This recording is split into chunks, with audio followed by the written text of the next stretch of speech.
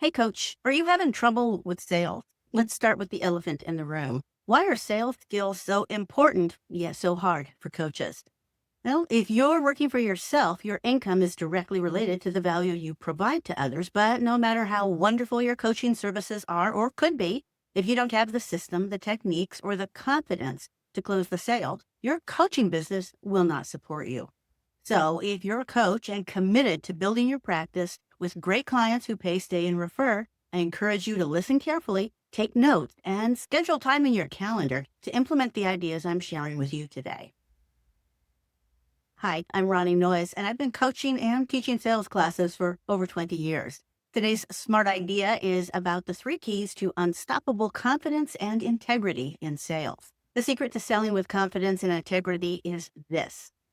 Think of selling and closing as something you do for your prospects rather than to your prospects.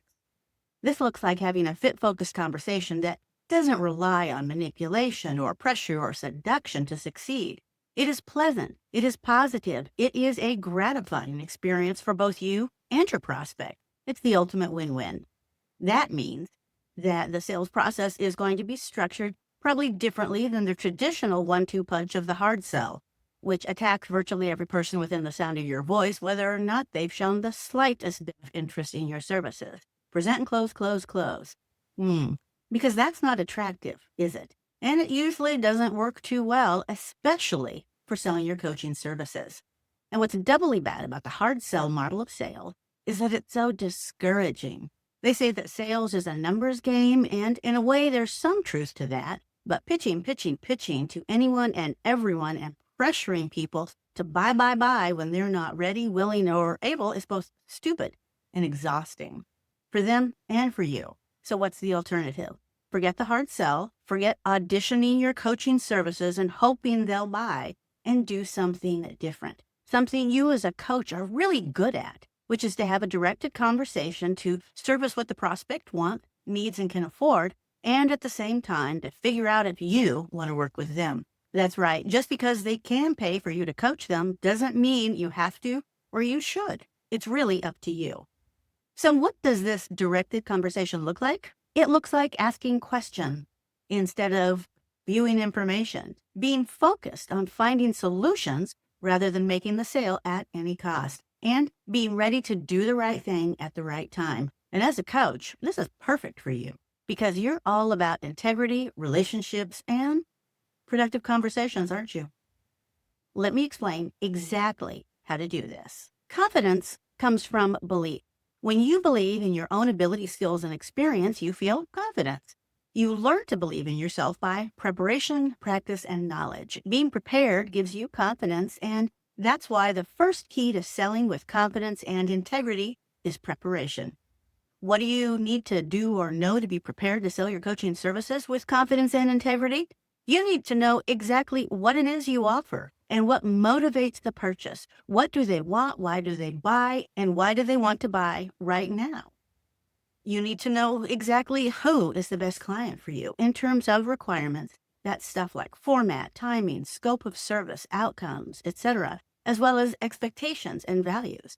And you need to know exactly how you're going to determine fit. Well, which questions to ask and which red flags to watch for. And finally, you need to know exactly how and when you're going to ask for the sale. Because just saying, I would love to work with you, isn't going to cut it. I'm going to give you some questions now to work out your answers to the very legit questions and concerns your prospects probably have, even if they haven't mentioned them yet. I suggest you write down your answers, then refine them until you love them. But please do not even attempt a sales conversation without understanding these basics. Because if you can't answer these questions, chances are your prospects will end up confused, unsure, and needing time to think about working with you, rather than giving you that enthusiastic yes that you want. Number one, exactly what are you offering? This is your coaching package or whatever else you have to sell. Yes, as coaches, we are selling transformation. But in the context of this sales conversation, what does that look like? Be super specific down to the number of sessions, any tools or process details, and so on. Your prospect may not be familiar with coaching, so this is the time to outline the process for them. Number two, what result or outcome does your prospect need or want? In other words, what will be different for the client after working with you? We're talking measurable results and improvements. Will they achieve a goal, increase their understanding, improve their relationships, develop new skills? Whatever it is, name it. Number three, what evidence do you have to support your claims that you can deliver this outcome? Obviously, you want social proof like reviews and client case studies, but if you haven't got those yet, you can use statistics about how effective the coaching process is. You'll find these statistics all over the internet, and I recommend starting at the ICF or Googling coaching industry statistics. Just be sure that you use reputable sources for this. Number four, why should your prospect get their coaching from you specifically? Spoiler alert, it's not because you care, it's because you understand. And you need to be able to explain that, like why you understand and how that, along with your training, qualifies you to support their journey to transformation. Number five, what guarantees do you offer? Guarantees? That's right. The truth is that you can't guarantee transformation or anything else the client does. That's their part of the process. But what you can guarantee is your commitment to their agenda and goals, your standard of excellence in the service you provide, and your complete transparency in the process, among other things. You may also consider a ripcord or cancellation policy that if the client needs to end the coaching process for whatever reason, they can simply stop and not be on the hook for additional sessions or payments. This is actually a little bit complicated, but totally worth working out the details in advance. And number six, what must your prospect do to buy? What's the exact process? Can you make it easier and reduce any barriers? Can you make it happen during your sales conversation so you can help them through it? Just sending them to a link is not going to go your way at least 50% of the time. So think hard about this. What does buying look like for your client? Once you're prepared for the sales conversation, it's time to get your mindset right. The second key to selling your coaching services with confidence and integrity is alignment. And this is a mindset thing.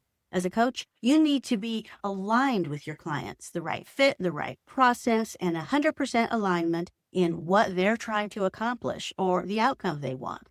And that starts from the very first conversation, which is often the sales conversation. So the thing to remember is that your responsibility is to align your personal agenda for the sales conversation with your prospect's agenda. That agenda is to identify the best solutions for your prospect to achieve their ultimate goal, not to merely make the sale. In other words, your meeting agenda is to discover whether it makes sense to work together, meaning could your coaching process help your prospect get what they want? This includes identifying the issues or the prospect situation and their goals, but not solving the problems in the moment. Remember, you're not auditioning your coaching services. When you make it clear that your agenda is to help, not merely to make the sale, you reduce the pressure on yourself and increase confidence in your prospect.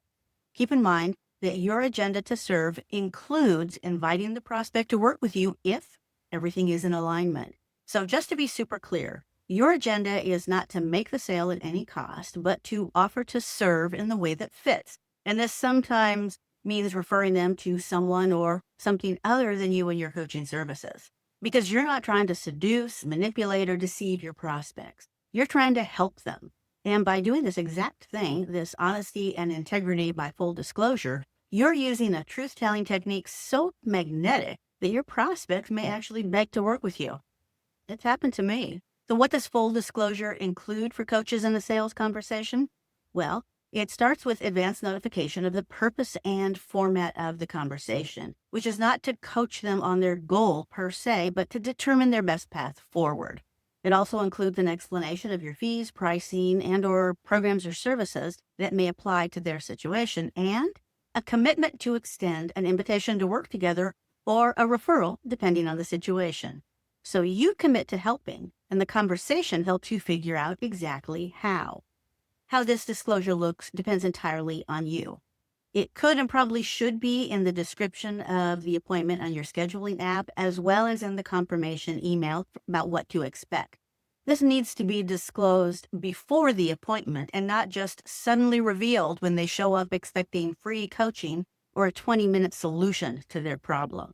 Because coaches, we don't work for free, but we are willing to invest our time in finding great clients. This means that we are clear about our agenda in a sales conversation, which is to seek alignment of process, purpose, and outcome. And remember, as much as they are evaluating you, at the same time, you are evaluating them, because success in working together is really all about fit. They want to know if what you offer fits what they want and need in terms of price, format, and whatever other criteria for choice they may have. If they trust you, and if working with you will get them the results that they want. You want to know if what they want and need is what you offer, and if you trust them, and if working with them will deliver the results they want without you hating life and wishing they'd just quit. In short, prioritize fit over other aspects when deciding how to wrap up the sales conversation. Because you won't take their money or enroll them just for the cash. You accept them as clients because you truly believe that you can deliver what they want and expect, and because you want to work with them. That's what I mean by alignment. Okay, really quickly, because I'm thinking I should mention this, how to assess fit. Ask yourself, do I have or offer what the prospect wants, needs, that is looking for right now? In my professional opinion, does the prospect have the capacity, the mindset, the commitment to be successful and achieve their goals with my approach, my tools, and my coaching services? And finally, and probably most importantly, am I willing to be in a relationship with this person? Because sometimes the answer is going to be a hard no, and you got to expect and respect that.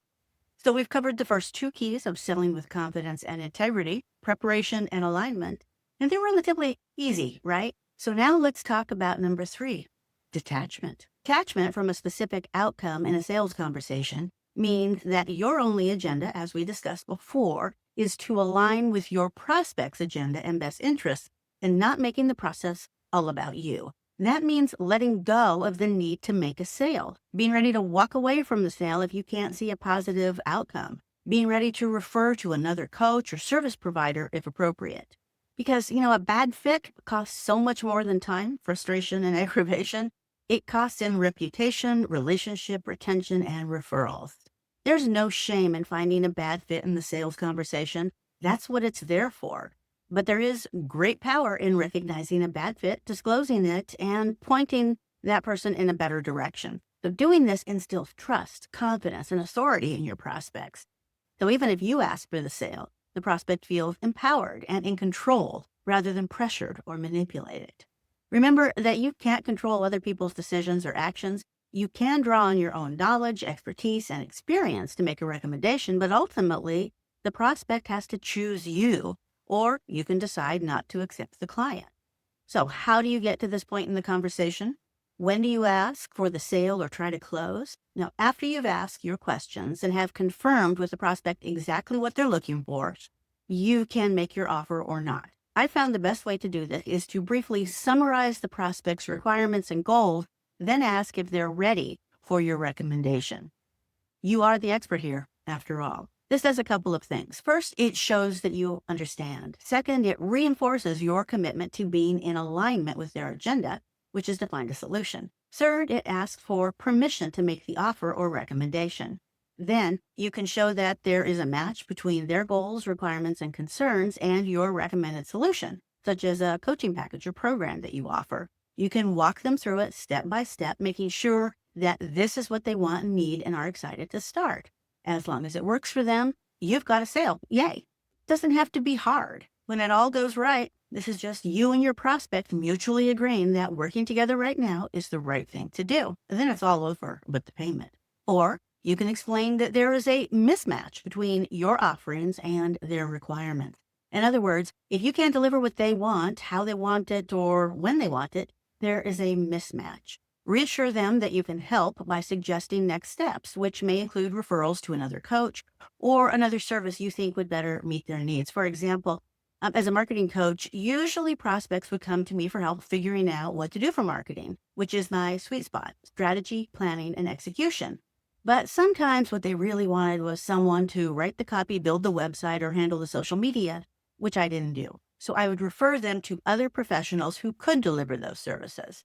When you refer prospects to other professionals, especially if what the prospect wants isn't in alignment with what you do, which is coaching, or if they need more than just your help, You demonstrate your authority, competence, and integrity by referring. This inspires confidence, trust, and appreciation in your prospects. Don't make the mistake of thinking you're leaving money on the table if you don't squeeze the client for every nickel they have to spend. If what they really want isn't on your services list, say so. That's being in integrity. What if there isn't a mismatch per se? Why else would you walk away? Well, you might notice red flags in your interactions that could indicate a misalignment of agenda, a lack of full disclosure, or the prospect's tendency to be dissatisfied with service. One red flag for me is when a prospect tells me they worked with another marketing coach but got nothing from the process. Okay, if someone spends 6 to 12 sessions or more with a coach and walks away without getting anything, that's probably a lack of action on the part of the client. Not always a deal breaker for me, though. It becomes a deal breaker, though, when they talk trash about another coach, shifting the blame from themselves to the coach for their lack of progress. Now, that can happen with a bad fit, and that's still okay as long as they take some responsibility for the failure. But if they're willing to badmouth another coach, they're willing to badmouth me. Deal breaker, baby, and definitely not an acceptable client for me. So the bottom line here is that detachment from a specific outcome for the sales conversation allows you to show up in full integrity with full confidence and do your best, whether or not the meeting results in a sale. What's weird about this whole approach to sales is how good for business it can be, because it's been my personal experience that people respond really positively to the concept of the seller, that's you, the coach, being more focused on the right outcome rather than the sale. What happens then is that the prospect looks for ways to work together, like buying your courses, attending your events, or referring other folks to you as often as they can. Pretty cool, huh? So that's it. The 3 keys to unstoppable confidence and integrity in sales. Preparation, so you're ready to show up with the words and ideas you need for the best conversation possible. Alignment, so you and your prospect have the same agenda for the meeting. And detachment, so no matter what the outcome is, you both consider the meeting a success. Okay, coach, today you took the first step in growing that confidence by watching this video, but this information is only the first step. The next step is to do the actual work and put your sales system in place so you can have sales conversations with integrity, which will grow your confidence and explode your sales. Let me know what you think in the comments below, and remember to subscribe for more practical coaching practice tips. Thanks for watching. I'm Ronnie Noyes, reminding you that today is a great day for coaching.